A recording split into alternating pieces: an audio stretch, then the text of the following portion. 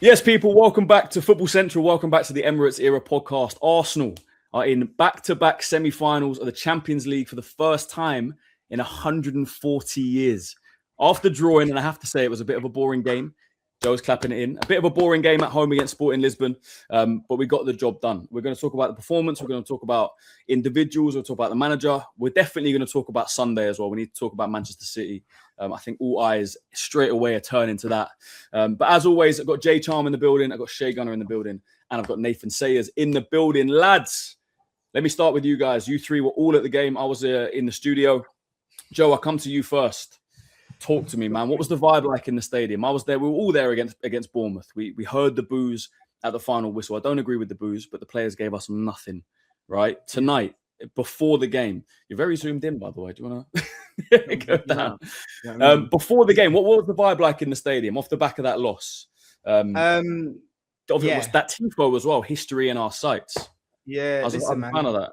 I like the tifo. I liked Eze's interview before. Then, like at the minute, there's a resolve in the team to say that we actually don't care what people think, and we're just out here to get the job done.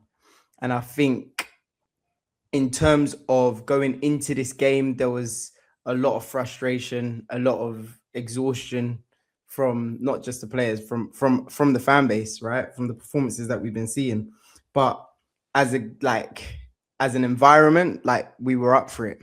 Like, one thing I thought we would go into this and the stadium would be a bit like unsure, uncertain. But actually, the fans are still saying, we're willing you on. We want you to do well. Like, there was massive cheers. Like, everyone was getting the support that they deserved to get the support. You know, players, when they were putting in big challenges in, they were getting loud cheers. When Max Dowman came on the pitch, like, he got a standing ovation, right? So when you're talking about the fan base showing up to a game, 100%, we turned up today. Obviously, it's not the loudest stadium, like, you know, in comparison to some of the maddest, like, you know, clubs in the world, but for sure, like, in terms of did the fan base do their job? 100%. Did the players do their job? We're through to the semi-finals. That's the thing, man. The fan base always does that. I need to address this quickly because I was on Sky this morning with Jamie O'Hara. He was saying, the fans, you're not doing your job. You're a disgrace, this and that. The fans always turn up. The fans are there before the game. We're there early. 12:30 kickoff against Bournemouth. We were there early with the breakfast and whatever. Singing, chanting, North London Forever was going off. All the scarves were up.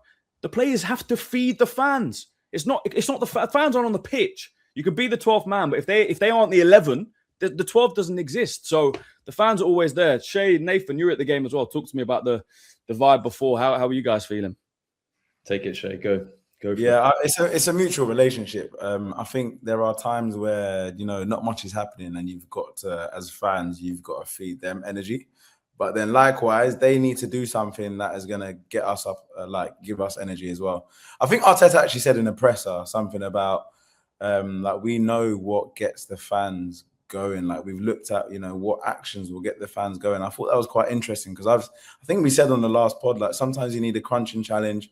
You need a skill that will get the fans excited. And early on, Gyökeres presses and already, all right, cool, we're up for it. Like, from the first kick of the game, we were on it. And then Eze also does a nice skill in like near the byline, and he basically comes near the byline and he takes his player on, and then we're up again. So I feel like they understand that in the stadium it's been a bit quiet. Like, we're not giving our all, but they've not given us anything to be kind of to shout about. So they tried, but then I think after the first 5 minutes, it went back into the same patterns of possession for possession's sake. And that can obviously kill a vibe. But before the game, I think fans are a little bit like, not nervous, but wary. And I felt we were all confident that we would go through, but we didn't expect a show. I think we weren't expecting a spectacle. I just felt like it would be either a professional performance or we would squeak through. And it was the latter. So either way, man, I'm genuinely just excited to go into the semi-final, and then we'll take on the chief of Harambu, man. The chief. but we've given them 4 already, so it's like that might be it. That might be the mental edge. I think it's a different Atletico team, though, isn't it? Now, man. Listen, it's identical to what happened to us last season, right? We beat PSG, and then we had them in the semi-finals, and everyone was like, "Oh, we beat PSG before," and blah blah blah blah blah. But you know, it's a totally different game. It's a new environment, new context. So yeah. I think what's different as well is that that was coming off the back of beating Real Madrid, so we were very confident, like as confident as you can get. But I think we've squeaked past the Sporting Lisbon. No disrespect to them, but we should have beaten them a bit more comfortably, and we haven't. So it'll be interesting to see how that impacts us going into that game compared to going into PSG very confident. So yeah, we'll see. Nathan, talk to me, man. Yeah, no, I think before the game, obviously I did a couple of interviews before. It felt like a good vibe at the stadium. It had a similar feeling to the Madrid game last season. I think personally, I know that was the first leg. This was the second leg. I think there was a bit of confidence. I think everyone was kind of relieved to not be playing in the Prem. If I'm being honest, I think it was nice to have a game away from it. I think everyone was kind of expecting us to go through. I didn't expect it to be a difficult watch as it was. It's just difficult, isn't it, when you're having a bad run of form and you're top of every competition, expecting to win all these. And then I think I said to my mate, I was like, I don't know how I'm sat watching this when I keep getting notifications and the blokes in front of me are turning around, giving me the updates on the Madrid Bayern Munich game. I was like, you got 2 European juggernauts fighting, and I'm sat watching like a pillow fight at the minute. Yeah. It's crazy. We turned it on after the Arsenal game finished. I will always watch Arsenal, regardless of what other team are playing at the same time. I'll always watch the boys. But you do just think like that first, like Shay said, that first 5 minutes, I thought, well, we're actually playing football, like we're actually back. There's actually a style of play here that I can get behind, regardless of the result. Even if we lost it and went to extra time, you can see it ticking a little bit more. And then just old patterns of play again, just passing it around the back. And I think then it's just the energy in the stadium just drops because it's like everyone's just like, we've been here before. And there's almost no level. There's always, if we were bouncing around like PSG all game, like the PSG fans, I just don't think it makes any difference to the performance. That's where the players have to come in, right? It's not the fans. They have to give us something. Like you say, first 5 minutes, I'm sure the fans were up out of their seats. I was on the edge of my seat. I was sitting up. 10 minutes later, I'm lying back. I'm like, oh my God, is it going to be this again? Like, it's frustrating. It really is. And I'm not seeing the same team. Look, I rarely ever do the negative thing. I'm usually a very positive fan. I'm always believing. I've got a video coming out tomorrow, a belief video, right? That might be the last one I do this season because I've really tried to play my part as a fan. There's only so much you can do as a fan. We know the players and the fans are so connected now. Social media is so connected. We know they're seeing stuff. We know they see clips and videos and whatever. They scroll just like we do. But there's only so much we can do. They have to show it on the pitch. And the team I'm seeing, a lot of the players I'm seeing, they're not at the same levels as they were earlier in the season. The quality has dropped. You know what? I think the one thing that I'll put it to, right, and it kind of speaks to what Shay was talking about around how it being a mutually beneficial, mutual agreement in terms of us feeding the players and the players feeding us, right, is the intensity. And if you think about the one consistent thing that we've lacked in a lot of those performances that have felt underwhelming, the most common thing isn't just the kind of slow, controlled possession and build up. It's the lack of intensity. And that's what energizes the fans. When we see a crunching tackle, it's that energy of, wow, okay, we're moving, like transitional play, like Raya's getting the ball out quickly and we're on a break and it's a fast break. But I'm curious to know, right, is it are the players really starting to feel fatigued now? Because there were a lot of moments in that game where it's like there just wasn't intensity. Like it's just slow. And like, I'm not sure if you lot played football. When you're an attacking player, right? If you stop and face your man, right, that's a lot harder. That's a lot harder to be. You have to be techie and good enough to stop, stand your man up and then go again, like, because now momentum is gone and like you haven't got them on the back foot. They've set, they can get into a position where it's like, okay, me versus you now. And there were far too many moments in that game where I felt like, and in the last few games where I felt like when we're going head to head in these 1v1 situations, our players are stopping, standing their man up and not actually putting them in a position where they're feeling that pressure, where it's like, where are you going to go? Where? And then it's like, that's why we're starting again. And it's just that slow build up and lack of intensity for me, which is where the fan base is starting to feel that. It's a good point, Joe, because it's so hard to go from slow throw-ins, slow corners, slow build up to suddenly snappy passes, one touch passing, pass and move. It's a mindset as well. To suddenly, you see, at the start of games, at the start of second halves, it's a lot easier because you've got that break and then we've now spoken to each other. Okay, this is what we're going to do. But in the middle of a game, to go from slow pace to a quicker tempo, it's a lot more difficult. And I think when I feel like we're being coached today, actually, I felt like the throw-ins were a lot quicker. And I use the throw-ins as almost like a barometer of what we're on. Are we on quicker passing? Are we on trying to slow the game down and do the whole control thing? The throw-ins are quicker today. But anyways, going from slow passing to quicker tempo is really difficult. And it's a good point, man. Like, we are playing against settled defenses every single game, and that is hard. When a ball goes in behind the defender, they are panicking, they're struggling, but everything is in front of them, and we're not going to cause damage like that. Possession for possession's sake is what is the point? Like, I mean, to be fair, go on, Nate. Do you not think it's somebody in the team? You look at like a Zubimendi. Do you not think it's his or Rice's responsibility to change the pace? Like, I know you say like you can't, but you see Zubimendi put it through the lines. The whole team are going to know, right, this is what we're on for the next 5 minutes. Like, this is how we're going to play. You know, you got that 6 or the 8 that dictate tempo. You look at like a Jorginho back in them Chelsea days. It's a combination. Start zipping it around. You know, you just see the ball roll in the centre of midfield too many times.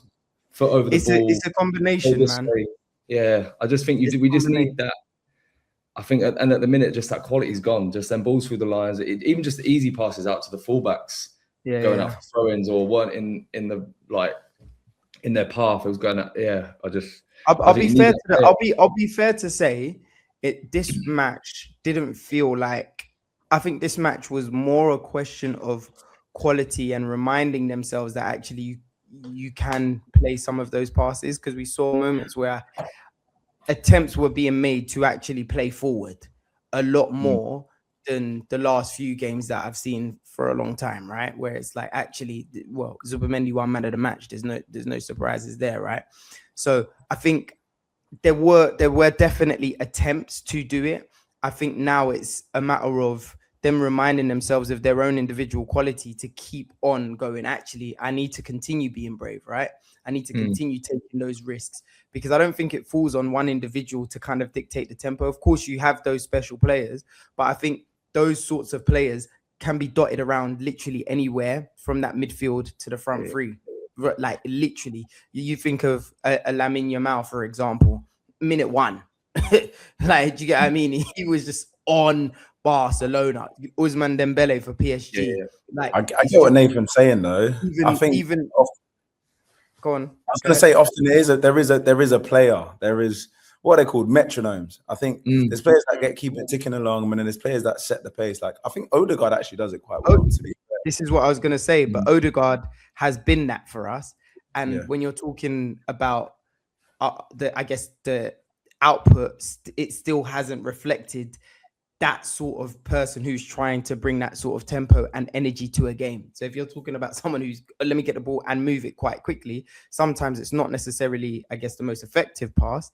But in terms of tempo, like, I don't really have that much. People say Odegaard slows the game. I don't actually think he slows the game down that much. I think people are just, I don't know, man. But the whole point I'm trying to make is that I think the players need to be braver. I saw a few more attempts today to play it forward, but the quality was just not where it needed to be. So Gabriel tried to make a few more long range passes today. a couple were one was misplaced, and I wasn't even mad at that because I was just like, at least now where you don't have to pass to the person in front of you, you can miss a player like that. That's okay. Like let's miss that player there. Let's get it into the wide man quicker, because sometimes I just feel like we're making that extra pass because they're afraid of making a mistake or they're afraid of losing the ball. But now we just need to go back to that feeling of, and that's what I guess we miss in Thomas Partey, right? When as a player, when he would turn, that's going through. Do you get what I mean? That's a ball that's going to get placed forward. He's going to skip where the pass is there. And Granit Xhaka was brilliant at it, who I think is someone that we massively miss. He was a player that always is taking that risk to go, right, I'm happy to spread the ball from this part of the pitch and get it over on that side, because it changes everything, that pace, everybody's movement. And I just felt like, again, the quality was I think more of an issue than I just feel like today was the perfect game. Not the perfect game because it's a quarterfinal knockout game, but I feel like it was a game to go and prove to us. It wasn't even about scoring 2 or 3 goals. I think it was about proving to us as the fans and building us confidence for Sunday that we can be compact, we can create chances. You know, wide men are involved. I'm just not sure we were there. And I get it. Game plan's different. It's not the Premier League. You know, we just got to see the game out. But I do feel like they had their chances Sporting today. And I feel like it could have been in another universe. They put a couple of those top bins, and I don't see us getting a goal. We didn't have any. I don't think we had any clear-cut chances. I know Eze had a couple over the bar, maybe first half, second half. I'm not sure, but again, they weren't clear-cut. No, they weren't clear-cut. That's my biggest concern at the minute. Like I said to the guy in front of me today, if we go 1-0 down and it's 1-1, I don't see us getting a goal. I don't see where the goal's coming from. This is it, Nath. I completely agree with you, it's not any individual player's fault. I actually think Noni was actually really good today. I know his output is lacking, and it has been, but I actually think he was good. He got people out of their seats. He was that sort of maverick that we needed. But it's just the goals, even just the chances, shot on target. Like we go to the Etihad on Sunday, and I just don't see where we're going to get this goal from. It's that again. It's the intensity that because the intensity causes havoc at the end of the day for teams. When you're on the defending side, the team that's got that, I'm knocking on the door no matter what. I'm always like pressing you, not just pressing you from a defensive point of view, but attacking. Like 2-3 years ago, I know we always bang on about it, like how we were playing. If you think about it, we were getting these early goals because teams couldn't handle the chaos that we were throwing at them within the first 5, 10, 15 minutes of a game. It was like they were genuinely overwhelmed. We're not overwhelming teams anymore. Even on our transitional play, we've got a couple of fast players that don't even really look like they're fast right now. Like Martinelli, sometimes I'm like, you look slower than you. And it's not, I don't know if it's because you're tired or if it's because you're overthinking what it is that you need to do. There was a moment as well, even Max Down, love the kid, huge future. We all know he's a baller, right? But there was a moment where we had a real big counter-attacking opportunity. The ball came out to Mosquera, and Max is just a little bit, he's not running into the channel into the space where he can still receive it onto his left foot and be in a further advanced position. He's way too close to Mosquera, so it's just slowing things down again. And then same again when we had another counter-attacking opportunity, and it was like 3 versus 5. Max was kind of, and it's not by lack of effort, but he just was just like, I'm not busting a gut to get up there and overload them with numbers. Whereas before, if we were on a counter attack that season, bro, as soon as we had the ball from a transitional point of view, it felt like we had 7 or 8 players in front of their back 4. Like, it's like, if it ain't going to be Martinelli, it's going to be Xhaka. If it's not Xhaka, it's going to be Jesus. If it's not Jesus, Zinchenko's on the edge of the box. If it's not like everyone was there. But now it feels like we're getting into those areas and they're isolated, and then it's like, well, Havertz isn't in the box yet, or Gyökeres isn't really in the box, so then we have to it has to be inch perfect. And I just feel like we need to be, I don't know, man. I think, feels like we've been figured out. Feels like we've been figured out, Joe. I think teams have identified that our midfield press used to be one of our biggest strengths, right? Rice is one of the best destroyers of a midfield. His best asset is winning the ball back. Same with Zubimendi. Not the most physical player, but winning the ball back, getting last-ditch tackles in, cutting off the passing lanes. What teams do now, they don't really pass it around the midfield. They'll try and go long, get in behind us, try and hit us on the counter-attack, which is exactly what Southampton did. It's what Sporting tried to do last week. It's what Leverkusen did.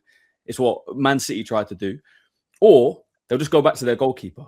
Then that invites us up. We have to press. Then they'll go long. So they're stretching us. Rather than earlier in the season, we were compacting teams and pushing them in. Now teams know if they stretch us, we've got to open up. We can't dominate that midfield. If you've got the ball in midfield against Arsenal, you play out to your winger. Chances are, whether it's Hincapié or Calafiori, they're going to be on you straight away. If it's Timber or whoever on that side, they're going to be on you. So they're not really, you don't really see wing play. When do you rarely ever see kind of wingers going one-on-one against our players? Rarely see it. It's usually over the top. It's a long diagonal straight into them. We saw it against Bournemouth. Their fullback wasn't really going at Lewis Skelly. The only time he really got the ball was a long ball over the top because Lewis Skelly's small. You know what I mean? They know our weaknesses. They know how to attack us. And Arteta hasn't found a way. When other teams figure you out, you have to figure out another way to win. That midfield needs to change. Having Rice and Zubimendi in that midfield is so stale now. They're two defensive-minded midfielders. Declan Rice, as brilliant as he is, as much as we all love him, going forward, he's actually not very good. Yeah, he's lost that ball carrying, hasn't he, recently? He takes an extra touch. He loses the ball. He rarely shoots from outside the box. He can't really play balls through the lines. He can't thread a ball like a different attacking midfield because he's not an attacking midfielder. You know, he grew up as a centre-back. Then he became a defensive midfielder. Now he's an 8. He doesn't have that attacking impetus and that attacking quality. Zubimendi is a number 6 who used to be good at punching the balls through the lines. But when you haven't got an 8 who's in those spaces to receive it, it's just Eze. If their defensive midfielder marks Eze, who's he passing it to? Gyökeres has got to drop, then we've got no striker. I've got a question then.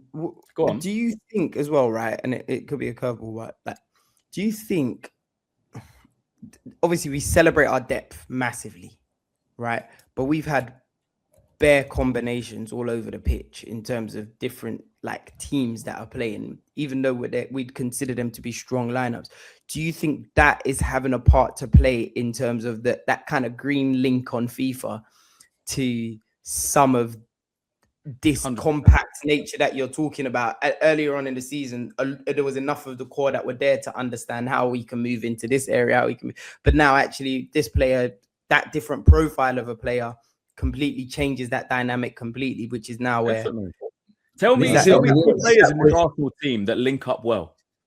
Can you name 2 players on that pitch tonight who link up? We used to say, well, Ben White and Saka's link up is amazing. Yeah, Odegaard and Saka. Yeah, me and my mates well. Jesus and Martinelli.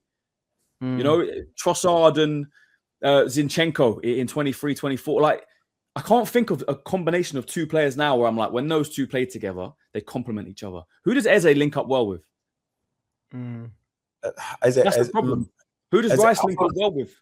I feel like Eze is a bit of a connector though. Like I would say Eze is, if there is, but by himself, because is there a player with him that he links up with? No, there isn't. I was saying this earlier today. Like it feels like these boys don't actually know each other. Like it's almost like we're playing with each other for the first time. Like this is not the same, and it's because of what you said. There's not. But if you deep it, you've got Mosquera, Hincapié, Eze, Gyökeres, Madueke. How many players is that? Zubimendi. 5, 6. That's 5 or 6 players that joined this season that are starting in the quarterfinal in the Champions League. That is a lot of players who have just joined the club that are starters. And you can see it because there are no relationships up and down the pitch. The main relationships are between Gabriel and Saliba.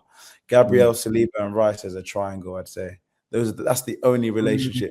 Eze does well to kind of bridge the gap between defense and midfield and attack, but that's literally it, man. Have the injuries played a massive? Sorry, Nev. The injuries are playing a massive part. Then I know as Arsenal fans, we've got a bit of PTSD to talk about injuries because we all said there's no excuses. But if everyone's fit, Timber plays, who's been there for a few years. Saka's been there since he was born. Odegaard's been there and knows the system more than anyone. Calafiori would probably start a right back who's been there for a couple of seasons. Do you know what I mean? We've probably only got Gyökeres up front and maybe Zubimendi starting that are new players. So 9 out of the 11 would know each other. They would have that combination. I think that's a great point. 6 players tonight on that pitch. Yeah, man. New players. And also, I saw Jesus with an extra yard of pace today. Yeah. Game I on. didn't see that. I didn't see it. Jesus, He did all right when he came on. He did all right. Yeah, he did do good. Yeah, he did do good, but I don't know about this extra pace. I didn't see that. No, because there's things. He used to do this thing where he would get the ball, body over the ball, and he would drive at an angle, and he was doing that today. But speaking of relationships, I saw Jesus and Trossard a little bit, and they've been playing together for a while. So it's actually, we might have discovered the problem. I think we may have discovered. We've solved it. Yeah. I was going to say, Mikel Arteta, you've got 4 new analysts here, my friend. Yeah, stick this on tonight. Yeah, put it on the big screen in the training ground. Yeah. Bring us to the show, man. We'll talk you through how we solve this problem because we figured it out. We now basically need to work out you need players that have been there for a long time. Players that have played. Stop signing new players. Injured players to not be injured. So if we could sort out the injuries, we're good. Or you go to teams and you take at least 2 of their players. So we go to Barca, we get Yamal and Rafinha. Hang on. Oh, so you get 2 at once. Has to be 2 at once. Mbappe and Vinny. Yes. What about PSG? All 3. Kvaratskhelia, Dembele, Doué. I take Vitinha and João Neves, man. Bring them. Oh, yeah. That would be nice. Listen, and then here's the kicker. Noah's Ark, bro. Listen, this is the one, right? And I don't know how you guys are gonna feel about this, but we just score. We just put the ball in the net. Back of the net. Too difficult. No, but we can work. We can.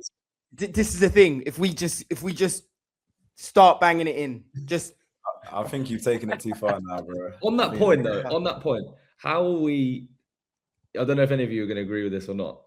How are we 6 Premier League games away from the end of the season, and we have not found a way to get Victor Gyökeres into the game? I think that's a bit harsh. No. This isn't a vendetta against Victor. This is not Victor's fault. I don't think Victor has necessarily bad games when he plays. I don't think he's involved enough, which probably isn't his fault either. But I just don't remember a game where I see us playing to his strengths. To an extent, I think it is not his fault, but Havertz comes on and the ball sticks. We don't want to do this ball, rolling the ball around the back and doing the horseshoe. So you got to beat the press, right?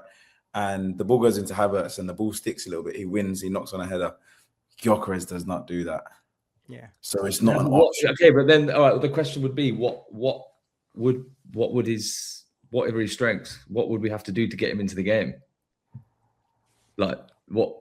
Because we can't, even on transition against Bournemouth, we weren't getting it through even just the last line of defence. To get Gyökeres into the game, you need to invite teams onto you. You need to make them press you. You need to create space in behind. That's exactly what you need to do. But Arteta will never do that. It's against his philosophy. His philosophy is, Joe. Like the thing is, Arteta's philosophy is to dominate teams, to pin them back. You need quality in and around the box. Gyökeres is getting 1 or 2 touches per half. I completely agree with that. We're not playing for strength at all. I feel sorry for him. I don't think there's many teams in the Premier League at our level anyway. When you're talking about your Man Cities and stuff like that, that can really. It's not his game. Like you look at Erling Haaland. Erling Haaland isn't brought into the game the way people think he's brought into the game. Erling Haaland is just a killer in front of goal. So he could have 7 touches in a game. Hear me out. They try. Listen, that doesn't mean that they don't feed him. But Erling Haaland has had many games where he's only had 7 touches of the ball. There's like loads of games where he's not, but he's bagged because those moments that do come, he doesn't waste. Those moments that do come, he's going to take those chances, right?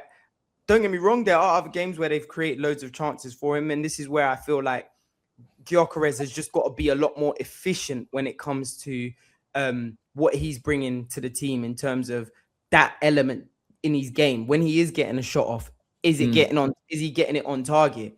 Is he actually causing enough havoc for defenders? Are they afraid to face?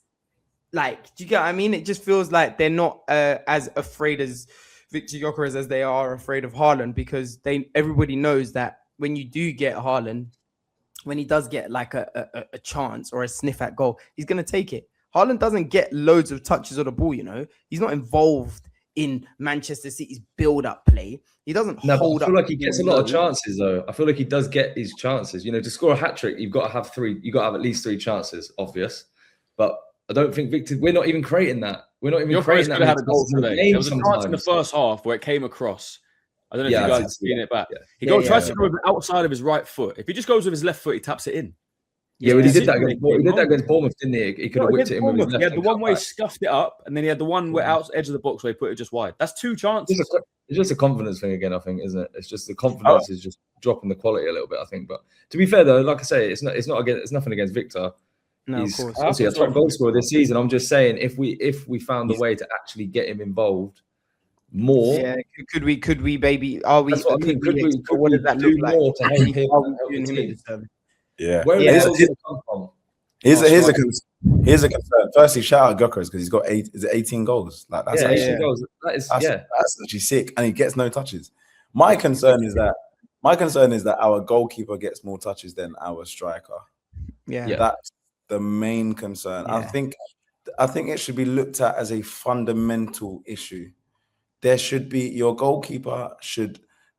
Gone are the days where we say, "Oh, David Raya hasn't had anything to do." David Raya is doing the most. Doing everything. He's our defensive midfielder. I don't know if I said this the other day.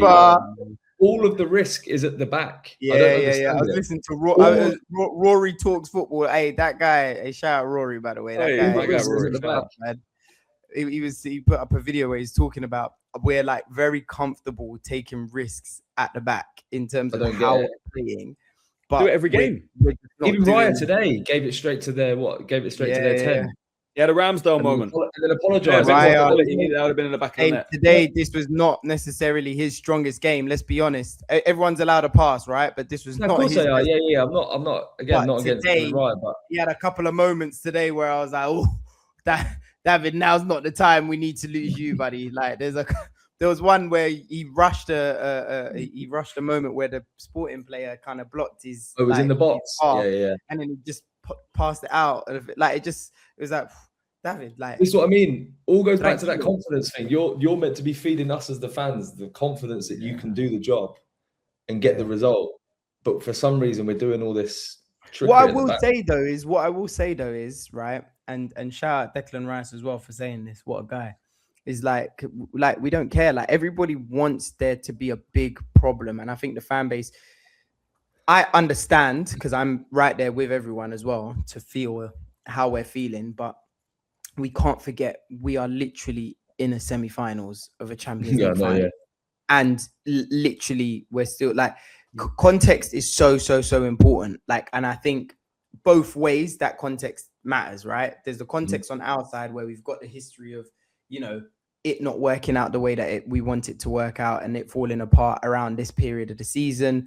But then also there's the context that we've been, statistically speaking, the best performing team in the Premier League from a points perspective, like in terms of the amount of games last few years, like the context of 2 back-to-back Champions League semi-finals. And on this mad journey, we've beat some big teams. And granted, the football is not where it needs to be or where we want it to be for certain, but I can guarantee flipping we'd all be happy if we come away from with a 0-0 at Manchester City.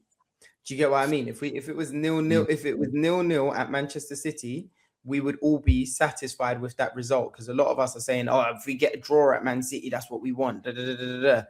Like, let's just win. At this point, every single fan wants us to just do the job. And at the moment, in Champions League, they can say, we're doing our job. We've gone through to the next round. It's almost a little bit like England, right? I was comparing us to England when in the Euros, the last couple of Euros, right?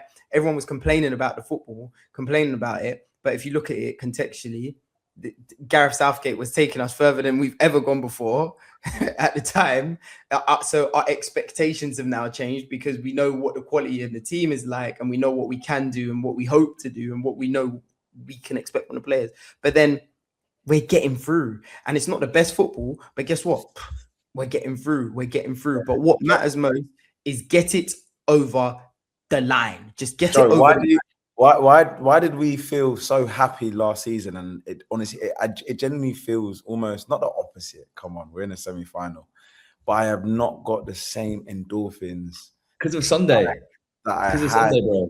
Last season. Can I pinpoint it, lads? Can I please pinpoint? I think I know what it is. I think I know what it is, bro. That's true.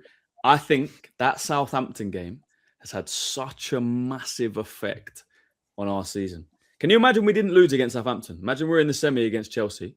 We're still being free competitions. Yeah, we would have lost the final against City, but we could deal with that. It was a one-off final. We'd still be in free. We'd be in the semi-final of the Champions League. I don't know if we would have lost against Bournemouth. I think the vibes would have been very different. I think that Southampton game had a huge, huge impact on the team, on the manager, on the fans, on rival fans. Every single person in the fucking universe jumped on Arsenal's back after that Southampton game, and it just feels like it went downhill. So sometimes a result like that, a bad game, a bad result can have a big impact on your season, but they got to pick themselves up, because I just did a video on my thing. I said, look, the team I'm watching now aren't giving me confidence. They're not feeding me, but they are still in a good position. So Joe, like you say, the context, semi-final, back-to-back semi-finals of the Champions League for the first time in 140 years since the club's birth, inception, which is mad. But does it feel like 6 points clear, 6 games to go? It's making us forget to enjoy the fact that we're in this. We're there, and I get it. I get it, Joe. I get it. You've got to just hard. Don't gaslight. Don't gaslight yourself. Go with how you feel.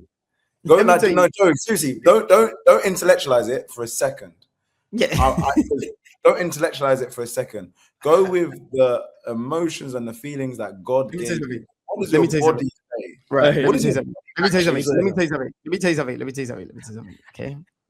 We've all played FIFA and Pro Evolution, right?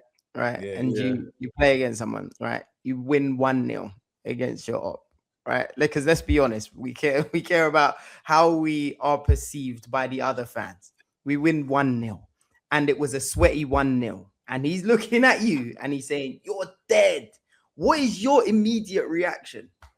Your immediate reaction is, "But you lost. I won." Now, my position is I am not happy with the football that I'm seeing. But guess what? I don't care. Just win. I don't care how Gyökeres scores his goals. I don't care anymore. I don't care about how it happens. It's been 20 odd years since I've seen a Premier League trophy. I've never seen a Champions League trophy. I actually couldn't give a flying monkeys, and I will not allow anybody to try and convince me otherwise to now feel like I shouldn't enjoy the fact that I'm in the semi-finals. I don't care what you think. I don't care what you think. I don't care what you think, because guess what? We're in the semi-final and you're not. We're the only English team in the Champions League and you're not. How about that? We're watching us against Atletico Madrid. You're talking facts. You're talking facts. I feel how I feel, man. It's just, at the end of the day, You're just nervous about City. I didn't grow up watching football because I wanted to win all the trophies. It's just, I'm genuinely entertained by football. Like, I can't wait to watch the highlights. I might even slap a full 90 of Bayern and Real Madrid. Like, I just love watching football. So it's almost like two parts of the brain. There's one where that's very business results focused, and then there's one like, am I enjoying what I'm watching? If I can't enjoy what I'm watching, my brain tells me that these results aren't going to last. So that's where that's what this side of the brain is saying is, can we sustain this throughout the next, God willing, 9 games, 6 in the Prem, 3 more games to win the Champions League? Can we do that based on what I've seen? I don't feel confident. That's why I feel the way I do. I don't know. Maybe I'm happy where we are. It's just, I think there's a little bit of fear of, can we sustain it in this But I think last? both of those things can exist. I just think they're that we fighting each other at the just moment. can't, but we just can't let it steal our enjoyment from the fact that we have to literally keep reminding ourselves. I had to remind myself on the train home. On the train home, the mood was flat. I was walking past so many Arsenal fans who were just kind of like, and I was just thinking, hang on a minute, guys, relax. It was a switch in my head because I was a bit flat when I left the stadium because I'm just thinking about Manchester City. I'm just thinking if we play like this, then it's gonna fall. Like, because we are under pressure the same way that the players are under pressure. Let's be very honest, right? As Arsenal fans, we are the most hated fan. I think we have it worse. I'm not gonna lie. We have Then the players. No, Yes. not them. Nah, You got it worse than the players. No, you you were talking the other day about old videos being brought back up. All these, you know. Hey, bro. I can guarantee you, that I don't even want to imagine what it's like opening as an Arsenal player opening Instagram. How many of them are even posting regularly? They don't do it. They don't do it. No, but I kind of agree with Shay. Do you not know what they did to me this morning on Sky? They brought up 2 receipts, 2 videos. Yeah, one clip when I was saying, look, in May we'll be doing this and no one will be laughing, we'll be lifting the Premier League trophy. And there's another clip where I kind of said it tongue in cheek. They took it out of context. And I said, at this point, I'm almost more scared about Man United than I'm against Man City. Joe knows that clip. Bro, they played them back to me live on air on Sky with Jamie O'Hara there. They're coming for us, man. No warning. No warning. I got an email with the questions and then it said, based on that VT that you were in, and I was like, "What? They're running some VT, bro? Wow. They've done me dirty. They're bringing clips of me talking about the team. Christian, we will get our lawyers. Don't worry. Listen, guys, we're gonna eat. This is the way I describe where we are, right, with our season, and I think I've said this to Shay before, right? We are at, and I don't condone gambling, right? But we're at a casino, right? And we're at the roulette table. And I've got a shaggy shirt on with no tie. And I've got 2 hands on the table watching that ball roll around, right? And I'm just like, please land on number 7. Because you will either give me generational wealth right now, where my great-grandchildren will eat, or my children aren't going to go to university. I'm going to lose the house. I'm going to lose my wife. I'm going to lose everything right now. That's where we are. So the stakes are high. So every time it's doing that thing, you know, when it goes, so it's like it almost landed on 7, but we lost to Southampton. And I'm like, I'm looking at my wife. She doesn't know that I've placed this bet.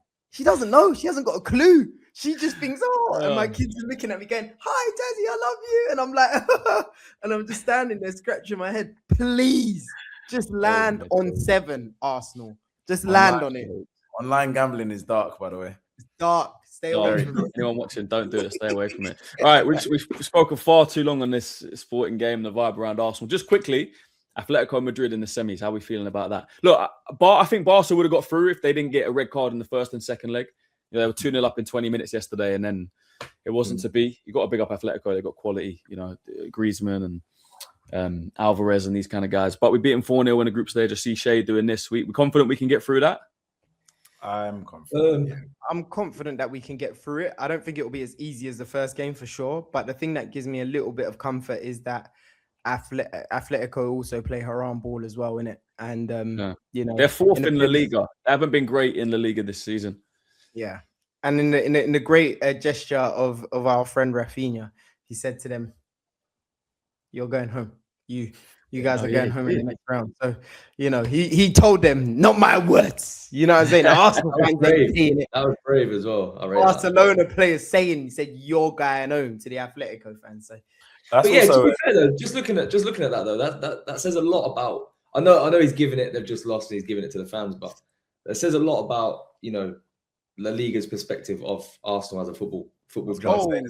That's massive. The fact that I know it is a little bit tongue in cheek, and he probably would have said it regardless of who's in the next. But there's got to be a little bit of meaning behind it. You know, if it was anybody else and he didn't believe it, you wouldn't say it, because the ramifications that comes back on Rafinha is massive if it's not true. Who is it? It's So- Guillem Balaguer, that guy, the Spanish punt. What a guy, by the way. He's been backing Arsenal massively and making sure that people understand the perspective outside of England on Arsenal. Everybody outside England rates us highly. Everybody fears us outside of England. But here in England, it's not. He's just like, he's bemused by it. He's like, teams are confused as to why the English teams look at Arsenal and think that isn't. And to be honest with you, hey fella, you spend enough time here and watch enough, you know what I mean, football, you'll understand watching Arsenal why we feel like this. But in terms of the fanfare, the media, the way we are targeted, it isn't just Arsenal fans putting the pressure on our players. It is literally everyone desperately trying to force a narrative. That's because it sells, because we're popular to talk about. Flipping the bottle, engineered moment, right? I don't care what anybody says. That's an engineered moment, right? Not even just the bottle. What was the other thing that was going around saying we've only won one game in April in 4 years? Big flipping media outlets. Sky, I think, who is it? Sky Sports, it might have been, that put it up. And then did you know they're very clever with their wording? They put it on, and I'm calling them out because they put it on their social. They said some of Arsenal's results, recent April results, and because they can hide and turn around and be like, we didn't say that was the only, like, you know, you only got one win. We just said some of, and only showed the one win amongst the losses. And just a simple Google quickly debunks it. And I'm like, these are major outlets desperately trying to create a narrative because they know that it's going to go viral. So I was going to say, do that. Imagine you did that on City's treble winning season and you just put the loss against Southampton in the Carabao Cup and you went, some of City's results in 22-23. Yeah. Bullshit, man. Sorry, I was going to say that in the last, I know we're going to talk about Atletico, kind of sidetracked to the City game now, but talking about City, in the last 5 league games, we've got 1 point more than City. So I know it's all been thrown up in the air a little bit because we have FA Cup, we've had Champions League, we've had the international break and the Carabao Cup. So we haven't really played, what's that, 1 Prem game in however long. But last 5 Premier League games, Arsenal 12 points, Man City 11. All right, let's do it. Let's talk about Manchester City. Sunday, 4:30.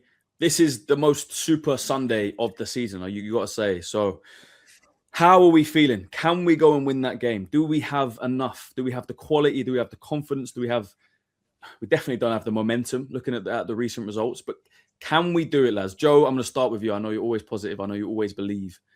Can we go there and get a positive result? Whether you think a draw is a positive result, a win, what can we do? How do we beat City on Sunday? Let me tell you how we beat City on Sunday. We play them this episode, right, of the Emirates Era podcast. And you click this, right? And I'll do this in the famous Madiba, Nelson Mandela's voice. We have to go to Manchester and defeat our enemies who want to destroy us. But we will not be shaken. We will not allow the propaganda of England to confuse us, making us to believe we cannot do it. We're going to beat them. We're going to batter them. Joker, man. You actually think we'll win? You actually think we're going to win? Genuinely, in my heart of hearts, I've got nothing left. I don't know. I genuinely, jokes aside, I do think we're going to win. Genuinely. But I've said this a number of times because we've progressed, right? We've got to this point. I think we've done this 3 or 4 times. We've had this question, like, well, how do we feel as we've got closer to the game? And I just think that City are just as inconsistent as we are or have been. I think in their last couple of games, they've looked good in terms of they've had moments or they've had a half where they've looked fantastic. But I just believe in the boys. I think they can do it, man. Genuinely. Even my That's very interesting. That's very interesting. So the last 3 results, 2-0 against us, Carabao Cup final, 4-0 against Liverpool, FA Cup, 3-0 against Chelsea. First half an hour against us, we were a better team. We were on them. We played well. Should have been 1-0 up, weren't. They battered us in the second half. First 0 against Liverpool. That was a good game. I don't know if you guys saw that game. Liverpool in that game, chances, Salah, Can't remember who else. Someone else had a big chance. Liverpool could have scored a goal. City weren't really in the game. Second half, battered them. Chelsea. I don't know if you guys watched the Chelsea game. First half, 0-0. Cole Palmer had a chance. They had a disallowed goal. It could have been a different game. Battered them in the second half. I think we need to turn up in the first half. I think that's how we beat City. If we get one chance in the first half, Gyökeres, whether it's a corner, set piece, penalty, I don't care. Take it. If Havertz gets a chance like he did in the cup final, take it. Right? That's a do or die game, and we're gonna have to take. Let me ask you a question, Christian, and in that sense, then, yeah, because that's quite audacious of you for us to go for it, or an audacious, or you want them to be audacious to go for it because you want us to draw. You're hoping for a draw. That's your prediction, should I say? Obviously, you're hoping for a win. For a draw. You're hoping for a win, but like your prediction was like we come away with a draw, right? If I'm not mistaken. I would take a draw now. I'd snap your hand off for a draw just because of how we're playing. But would you want Arteta to go for the game? No, manner? Yes, absolutely. I'd want him to go, as in go for it, go to win. What did I say a couple of weeks ago? Shoot for the W. Maybe you'll land amongst the D. If you go shooting for the D, the draw, you're probably going to land amongst the L. Whoa. Pause. You get my point, right? The famous saying. I said this before. Shoot for the moon, you'll land amongst the stars. The moon is the W. Yeah, the stars is the D. Go shooting for the W, you might get the D. Yeah, Sunday, I'll come away with the D. I'll take the D. I don't mind the D on Sunday. I'll take the D. I'm saying it now. I'll take the D on Sunday. Clip me. Clip it. 26. I'll take the D. Yeah. Shout out my guy James, right? A couple of years ago, we were on a watch along. We drew against City. James celebrated a 0-0 draw against City. And we obviously didn't go on to win the league. That got clipped the hell out of. If we draw against City on Sunday, I will sell it. I will praise the team, right? But I want him to go there. I want him to go. I will. On Sunday, I'll take it. So, hey, I want to go there for the win. Okay, we're not judging. We're not judging here. It's Emirates Era Podcast, it's the inclusive podcast. But look, I've said this so many times over this past week. The team need to feed the fans. We need to have something else to believe in, because if we go there and we're feeble and get rolled over, which is, I got to say, it's looking most likely now. You know, if I was a gambling man, the bet would be Man City win. I got to be completely honest. That's how it's looking, the momentum, how we're playing, how they're playing. I'd rather us go into that game as the underdogs, to be honest with you, because it's a different type of pressure. We will. I think we are, Joe. Top of the league, though. Why are we going in as underdogs? No, as in, when I say underdogs, as in like people's expectations of us. I'd much prefer everybody's expectations for us to go to that game and lose, because they're going to play under a different pressure. Joe, it's a different vibe. When City came to the Emirates at the start of this season, right? What did they do? They came as the underdogs. Stunk the place out. They were the underdogs. Haaland was playing in the back nine. They got their goal on the counter-attack and they sat back. We were pressing. Saka and Eze came on at half-time. Eze, brilliant assist to Martinelli. We got the draw in the last minute, right? Their game plan was executed perfectly. They walked away with a point they were happy as. I think it's going to be the exact opposite on Sunday. I think we're going to go there, knowing Arteta. I hope I'm wrong here. Knowing what Arteta does, we're going to try and stink the place out. We're going to play for a draw. We might get it, we might not. But I think they're going to be on us. I think they're going to pin us back. I think it's going to be defending, trying to hit a counter-attack, trying to find a set piece. I hope I'm wrong, but I don't think I will be. If we walk away, like I say, if we walk away with the D, I will take that on Sunday. Yeah, Shay, how are you feeling about that? Are you happy to walk away with a D as well on Sunday? Take the D on Sunday. I'll be happy with it. I'd be happy. I wouldn't. You know what? I wouldn't say I'd be happy with a draw. I wouldn't be happy with a draw. I don't think I would be. I don't know. I don't know if it'd be enough. I don't know if it'd be enough. We've still got tough fixtures. So have they, but they've got a game in hand. I wouldn't be happy. I'd be content, and I'm not confident for Sunday. I've got that fear of dread in my chest at the minute. Now that we're talking about it, how do we beat them, Nath? What do we need to? How do you want Arteta to go into the game? I don't know. It's really hard to say, because I'd love to do this attacking football, but I don't. We haven't played like that in how long? So I just don't know. I don't actually know if we've got it in us at the minute. Here's how we go there and do that. Go on. I think I've worked in sales, and there are times where you get inbound leads and you get leads that you source yourself. You create your own chances, and sometimes chances are presented to you. But in sales, you know that leads are precious. They are gold, and you treat them as if they're the last lead you're ever going to get. And if our players who are put in position and they have chances, treat them as if it's the last chance you are ever going to get. And you take that chance, because the last few games have told us that we are going to get very little chances in front of goal. And if Gyökeres takes his chance today, if Gyökeres takes his chance against Bournemouth, we're looking at different results. So I think we need to just, for today, for that day, everyone go and collect your shooting boots and put them on and tuck your chances away. And I know that is a lot easier said than done, but I really do think that the little chances we get, we got to put them away, and we got to put them away early. Because I think, Christian, you've made a very good point, man. City come alive in that second half. And if you don't kill them off before then, you're asking for a headache, man. You really are, because they've got all the firepower in the world. Shirky, Semenyo, even Doku, Haaland. They're peak, man. They're so peak. So tuck the chances away early, and I think we'll be okay. And then from a tactical perspective, I'd rather start Havertz, just because we can stick the ball long, and then he can bring it down, he can knock it on, and then we can build from there. At the moment, we're building from the back, and we're really it's like we're running through mud to get into that final third. So if we can start up top, get a second ball, I'd much prefer that. We'll see, man. We'll see. Do you think it's too much of a risk to start a Jesus? Because I wouldn't mind Jesus on the left, you know. No, I wouldn't play Jesus. We'll see Jesus. No, not up top, like out wide. I'd take that personally. I would. I could see it. I guess it's fresh. He knows City. It's his old team. He came on and had an impact today. I just don't know if he's got the legs to start a game. But then, isn't it from a gotcha kind of position? Like, you know what I mean? Like a City. I think that's what we need right now, to be fair. We need a bit. You're not going to expect something like that to prepare, you know, to defend against someone like Jesus, who's going to be unpredictable.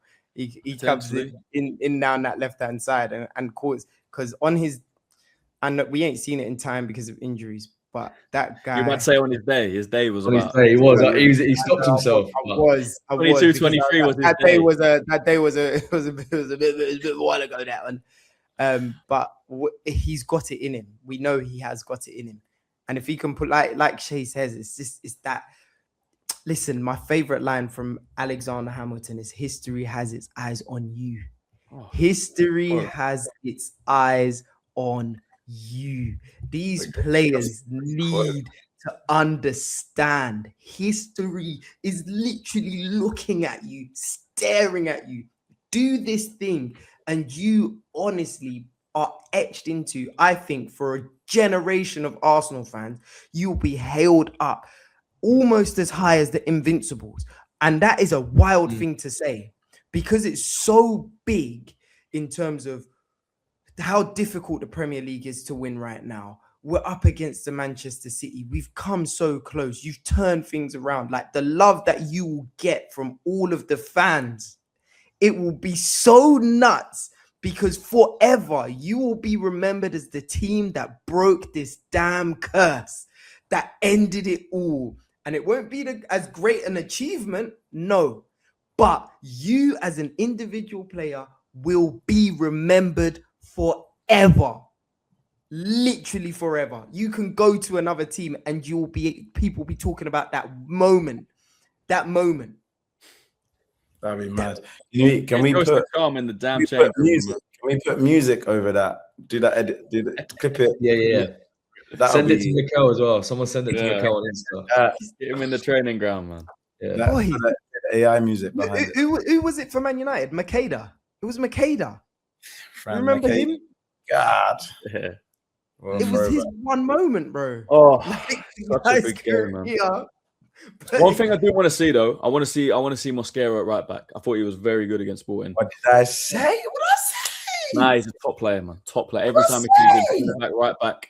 He was Even an driving honourable forward. mention for me in our top threes. Honourable mention, like I he loved him. was. True. I don't think Ben White's got the legs anymore, man. It took me 10 minutes that Bournemouth game to see that he's not quite on it he's not quite sharp enough. So Yeah, we're Premier scaring against Liverpool, I don't want to see that. I don't want to see that. The injuries, man. What's going on? I don't know about Saka. You know what worries me about Saka? I don't know if you guys saw this tonight on that tifo. Did you see it? They had Noni on the tifo. Why would they not put Saka on the tifo instead of Noni? Mind games. Surely, if you're doing a tifo like that, history is in our sights. You've got Trossard, Odegaard, Timber, Rice. Surely Saka's the other guy, right? The fact they put Noni on that tifo, I'm hearing maybe he's out for the season, maybe he's out for the World Cup. I'm starting to think maybe that's true, man, which is devastating for us. Timber, don't know what it is. I think it's Achilles. Achilles. Dark injury. Literally, he didn't Ekatike do? He ruptured his one, innit? Yeah, he's out for 9 months. I think. So look, we need someone back. Saka's got to be back. Surely Saka's got to be back. I don't think he's back for the City game. I'll be honest with you. So what is it? Down one on the right. No, Noni's obviously injured now as well. That's what I mean. That's what I'm saying. So it'd be down on the right. I go Jesus, to be honest with you. I don't think I don't think he'll start Max. I think it's too big of an occasion. I think we'll go Martinelli on the right, Trossard on the left. Oh, I don't. It's looking a bit bleak. Shady with his eyes closed.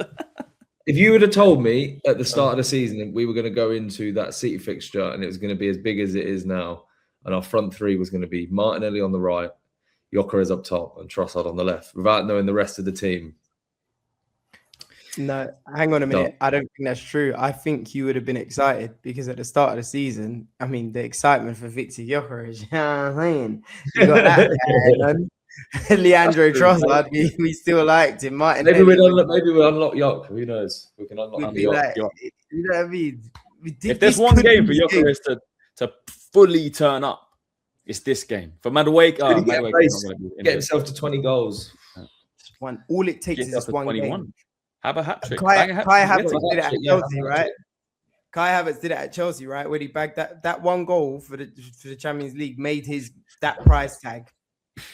No one worth every penny, worth every single penny that Chelsea paid for him. That Champions League final goal, he literally won them the Champions League. Yeah, that's so true. Just, like that Victor Gyökeres, again, I don't want to go on another motivational rant, but it's just that one. We just need someone to take the game and just say, nah, City. Come on, let's have ya. Is anybody thinking it's a good thing it's at the Etihad, or am I just going mad because it's 20 past 1 in the morning? Why do you think that? I don't know. I just think that vibe between the players and the crowd at the minute at the Emirates is a bit, if it's not going our way. I just feel like just being taken away from that environment of like 60,000 Arsenal fans having pure anxiety for 90 minutes. I know what you mean. I thought it was 120 at first, Nathan, but I can't lie. You're spitting facts there. The Etihad hasn't got... Yeah, it's actually a good point, The Etihad hasn't got the best atmosphere. And I just think that small group of away fans, because you see, where do they sit on the right-hand side when you're watching it on telly? They are always up for it, the away fans. They've got it from top to bottom, that strip. And I just think something in my head's just telling me that there's going to be good vibes there. We haven't won there in 11 years, though. Oh, yeah, but we're going to win there on Sunday. But I think you've got to kind of take that sort of context away from it. I think you've just got to strip it down to what it is. We've never had a game like this at the Etihad, I don't think. It is like a cup final. I just think taking it away from the Emirates is just... We haven't been in this position for 22 years. Yeah? Yeah, so true. Like, we get so much stats and data that we can bring up here. But the only thing that matters is what they do. And Arteta said it, no fear, just fire. And when he said that, I can't lie, something started to happen. Something started to happen to me because I was like, you know what, Mikel? You're saying it. And it happened with Thierry as well. Thierry was saying it. Show us at the Etihad. Show us the fire that you're talking about. I don't want to hear about plates that we're bringing to the picnic. Just show us. Show us. Yeah, I don't want to hear any of that in the press conference this week. Just say, look, we're doing our thing. We're ready. You know what I really want? I really want him to come out and go, no comment. That's what I want. I want him to come out and be like, no comment. Yeah. I'd love done that. Done with the park. Right, we're just over an hour, boys. Let's get some score predictions for Sunday. We're not going to do a net before that, but we'll be back Sunday evening. Let's start with Nathan. We'll leave Joe till last because I think I know what it's going to be. Nathan, starting with you. No pressure. 1-1. Are we all being real here? Or are we doing 1-1. we doing what we actually think, or are we doing? Honestly, if I'm being completely honest with you, I just would not answer. I've got no idea what's going to happen. Because I know what I actually think. I don't actually think anything. Right, I think Nathan, I'm dreading 1-1. it that much. All right, I'm going to go 1-1. That's what I think. That is what. Trey. Yeah, I was gonna go 1-1 as well. You can have it. I was gonna go 1-1, and I would like to join Nathan. 1-1. Shall I say We what I score actually first. think? Go on. Is this gonna be rogue? I think we're gonna lose. Oh damn! We can't go there. This is meant to be the positive podcast. It is, but just what I've been seeing from this team recently. If we play anything near like we played against them in the cup final, like we played against Southampton, even Sporting Lisbon first leg, Sporting Lisbon second leg, Bournemouth. What's that? The last 5 games. If we play anything like the last 5 games, we'll get turned over. Right. That is the reality of it. Jay, hit us with something good now, please. I didn't even do a prediction. I just said I think we're going to lose. Look, all right, I'm going to be hopeful. Yeah, I'm going to say 1-1. I'm on the train. Us 3-1-1. Joe, yeah, let's do on the train together. Yeah. No, don't do that. Come on. Here we go. Say what you think. We want you to be honest. We can beat them. I know we can beat them. I know we can. They just haven't given me anything recently. If we're going to lose, what do you think the score's going to be? 3, I think if we are to lose, I think it will be a bad loss. Personally, 2 or 3. Yeah, 2. I think it'll be bad. But I think 1-1. I think the boys have got it. This isn't even me now. I've done the positive thing all season. I've got a vid comment tomorrow. I'm gonna be positive. I'm not. This is the thing. I know it's in us. I know that quality is there. I really believe that they can turn up on any given day. I'm just going off what I've watched recently. I'm going off the vibe of even after the game. You see Declan Rice's face. He's doing the interview and they asked him, "How do you feel?" And he's kind of like, "Yeah, we're buzzing. We're buzzing. Yeah, we're in this." I'm like, You're they not don't buzzing. look like a team that's buzzing, man. Like, for real. They know what's coming on Sunday. I just hope they turn up. If they turn up and they play at the top of their game, every single one of our players, we can beat Manchester City. I'm just going off what I've been watching recently. I'll go 1-1. I'll go 1-1. All right. You're on board. Football is about moments. Here we go. And we had big moments against Bayern Munich earlier on in the season when everyone thought that they were going to pam us. And we handled them. We didn't expect to win that game. Have I been kicked out or have I been soloed? You've been made solo. Wow. It's a big responsibility. I'm putting my neck on the chopping block, boys. And I'm going to look dark in the camera. It's about moments. We're going to beat Manchester City 3-1. They're going to capitulate. Let me tell you how this is going to happen. They're going to capitulate. There's going to be an error from their side. When they make that error, we will score. We will then get on top of them. And we're not going to stop. We're going to keep playing. We're going to keep on pushing. We're going to keep on going all the way to the very end. They might score and bring about a little bit of hope when we're 2-0 up. It's going to be 2-1. And then guess what's going to happen? We're going to hang on. And it's going to be a late third to wrap this up. 3-1 Arsenal. Do not embarrass me because I will have to come and answer for this prediction. Boys, history has its eyes on you.